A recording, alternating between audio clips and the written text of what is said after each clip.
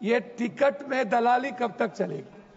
मेरा सबसे पहला रिक्वेस्ट है आपसे कि ये आरक्षण, ये जो प्रतीक्षा टिकट कटना बंद करवाइए। मैडम, स्थिति यह है कि करोड़ों अरबों रुपया दलालों के माध्यम से आम आदमी का पैसा दलाल, पदाधिकारी और बिचौलियों को जाता है। आरक्षण रहते हुए किसी भी व्यक्ति को सही समय पर सीट नहीं मिलता। क्या इंटर और बीए किए हुए ग्रेजुएशन के जो बच्चे हैं, जो बेरोजगार हैं, जिनको बेरोजगारी भत्ता भी नहीं मिलता इस कंट्री में, क्या रेलवे के माध्यम से कोई ऐसी व्यवस्था वैकेंसी की इस देश में युवाओं के लिए, ताकि उनकी बेरोजगारी खत्म हो, ग्रेजुएशन किए हुए बच्चों को एक उम्मीद और सपना दिखाया जाए? मैडम, विदेशों में आप जाइए, वहां के ट्रेनों को देखिए, प्लेन से ज्यादा ट्रेन में चलना चाहते हैं लोग, वहां सफर करना चाहते हैं। हमारे यहां ट्रेन एक जिंदगी के लिए मौत बन चुकी है, वो अपने गंतव्य स्थान पर नहीं पहुंच सकती है। बिहार में विशेष आवश्यकता, क्योंकि दुनिया का सबसे ज्यादा गरीब और पलायन आज के डेट में बिहार है। माननीय सदस्य श्री पप्पू यादव जी। धन्यवाद मैडम। रेलवे जीवन की रेखा है। मैं मानवीय, सामाजिक, आर्थिक विकास का एक इमोशन है इस देश के गरीबों से, आम आदमी से, श्रमिकों से, किसानों से, युवाओं से, जो बेरोजगार हैं, जो इस देश के निर्माण में जिसकी सबसे ज्यादा भूमिका है। गांधी जी का सपना था इस रेलवे से, उसकी खुशहाली, उसकी तरक्की, ये सबसे महत्वपूर्ण था। ये भारत की रीढ़ थी। इकोनॉमी कमाने के लिए रेलवे को नहीं लाया गया था। मैं शुरू ही करना चाहूंगा कि मैडम, 11 सालों में कितने SC, ST, EBC, OBC बच्चों को नौकरी दी गई? हमारे एक मित्र, और यह मुझे जो जानकारी है, 4,68,000 नौकरियां खत्म हुई। जो OBC, EBC, ST, SC की बात करते हैं, उन्होंने कभी ये नहीं समझा कि इस देश के युवाओं के लिए रेलवे की वैकेंसी बंद हो गई, निजीकरण किया गया, जिसमें देश के 92%, 87% जो मिडिल क्लास और गरीब EBC, OBC, ST, SC के लोग हैं, आदिवासी के बच्चे, उनको आरक्षण नहीं मिली, जिसके चलते उनका प्रवेश बंद हो गया। एक तो पहला मैडम ये है। दूसरा मैडम, हम ये टिकट में दलाली कब तक चलेगी? मेरा सबसे पहला रिक्वेस्ट है आपसे कि ये आरक्षण, ये जो प्रतीक्षा टिकट कटना बंद करवाइए। जितना टिकट कटे उन्हें अतिरिक्त कोच लगवाइए। मैडम, स्थिति यह है कि करोड़ों अरबों रुपया दलालों के माध्यम से आम आदमी का पैसा दलाल, पदाधिकारी और बिचौलियों को जाता है।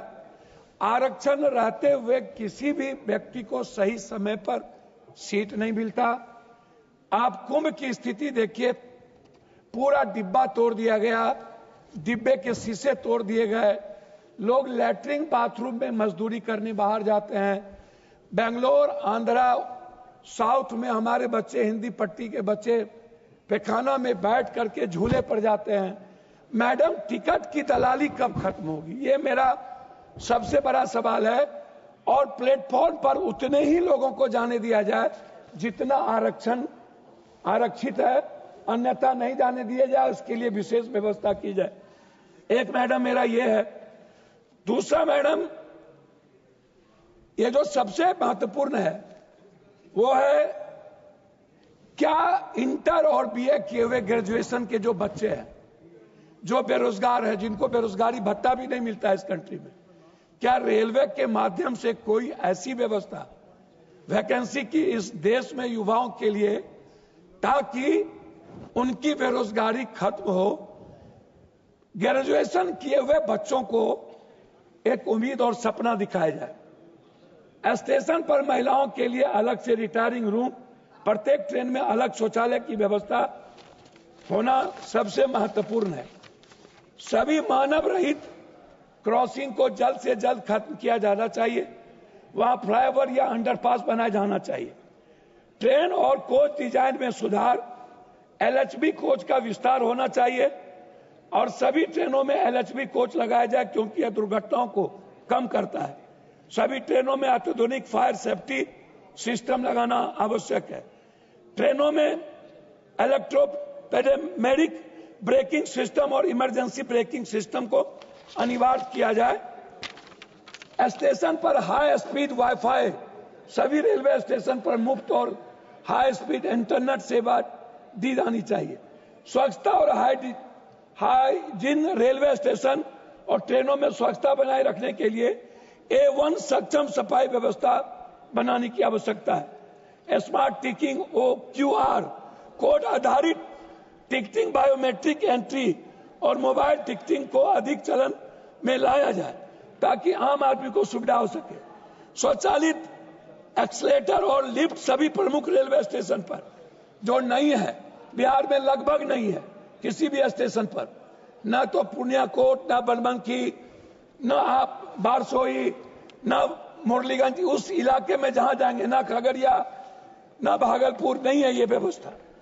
रेलवे स्टेशन के पार्किंग से ही विकलांग बूढ़े को प्लेटफॉर्म तक जाने की गाड़ी की व्यवस्था, ये सबसे इंपॉर्टेंट है। मैडम, हमारी सरकार क्या कहती है? निःशुल्क और रियायती सेवा खत्म की गई। समान टिकट पर छूट वरिष्ठ नागरिकों को, खिलाड़ी, पत्रकार, अन्य विशेष श्रेणियों के लिए दी जाने वाली छूट बंद कर दिया गया या फिर सीमित कर दिया गया। कुछ ट्रेनों और कोचों को बंद किया गया।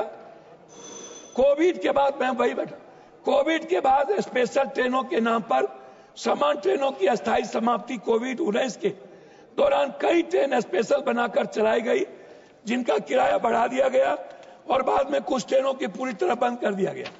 जनरल कोचों की संख्या में कमी, कई एक्सप्रेस और सुपरफास्ट ट्रेनों को समान कोचों की संख्या कम कर दी गई। रेलवे में मुफ्त खान पान सेवा खत्म कर दिया गया। कई ट्रेनों में अब यात्रियों को भोजन के लिए अतिरिक्त भुगतान करना पड़ता है। यह सुविधा पहले टिकट के साथ मिलती थी। रेलवे स्टेशनों पर मुफ्त वाईफाई की सुविधा सीमित कर दी गई। सरकार ने रेलवे स्टेशन और ट्रेनों की आंशिक निजीकरण किया। निजीकरण के तहत शामिल प्रमुख स्टेशन में मात्र 2-3 है। मैं अपने क्षेत्र के बारे में आग्रह करना चाहूंगा 2 बात। मैडम, विदेशों में आप जाइए, वहां के ट्रेनों को देखिए, प्लेन से ज्यादा ट्रेन में चलना चाहते हैं लोग, वहां सफर करना चाहते हैं। हमारे यहाँ ट्रेन एक जिंदगी के लिए मौत बन चुकी है। वो अपने गंतव्य स्थान पर नहीं पहुंच सकती है। मैं कोसी अपने इलाके के क्षेत्र के लिए कुछ बात मैडम आपसे आग्रह करना चाहूंगा। मैं 2 बात, रेलवे सुरक्षा बल, महिलाओं और आम लोगों की सुरक्षा के लिए आरपीएफ और जीआरपी की उपस्थिति बढ़ाई जाए। कर्मचारी के लिए आधुनिक ट्रेनिंग, सभी लोको पायलट, स्टेशन मास्टर को आधुनिक ट्रेनिंग।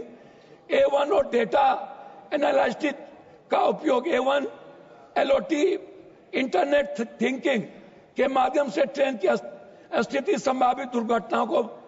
पर्यावरण पर मैडम मेरा है, सोलर और विंड एनर्जी रेलवे स्टेशन और ट्रेन परिचालन के लिए अक्षय ऊर्जा स्रोतों की अधिक उपयोग किया जाए। बायो टॉयलेट, सभी ट्रेनों में बायो वैक्यूम टॉयलेट लगाए जाए ताकि पटरियों का साफ रखरखाव किया जा सके। मैडम, 2 मिनट में अपने क्षेत्र की बात कहना चाहूं। मैडम, मैंने कई बार रेलवे मंत्री जी से मुलाकात की। बिहार में विशेष आवश्यकता, क्योंकि दुनिया का सबसे ज्यादा गरीब और पलायन आज के डेट में बिहार है, उसमें भी सीमांचल और कोसी। मैंने कई बार झारखंड के देवघर से लेकर नौगछिया होते हुए, सिंहेश्वर स्थान होते हुए भीमनगर बैरेज तक, मैडम मैंने कई बार बंगाल से लेकर किशनगंज, जलालगढ़, बनमनखी, बिहारीगंज होते हुए उदा, किशनगंज, कुशेश्वर स्थान होते हुए दरभंगा तक, मैंने कई रेलवे लाइन के लिए महत्वपूर्ण बात मैडम मैंने कही। मैं लास्ट कर रहा हूं मैडम।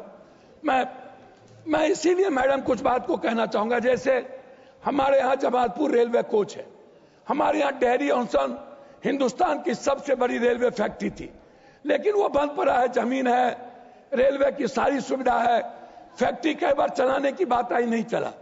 हमारे यहाँ मधेपुरा में स्लीपर फैक्ट्री बंद है, बना करके नहीं चला। हमारे यहाँ एक फैक्ट्री है मधेपुरा में जहां पर लोकल बच्चों को नौकरी नहीं मिलती, सीमांचल कोसी के बच्चों को नौकरी नहीं मिलती।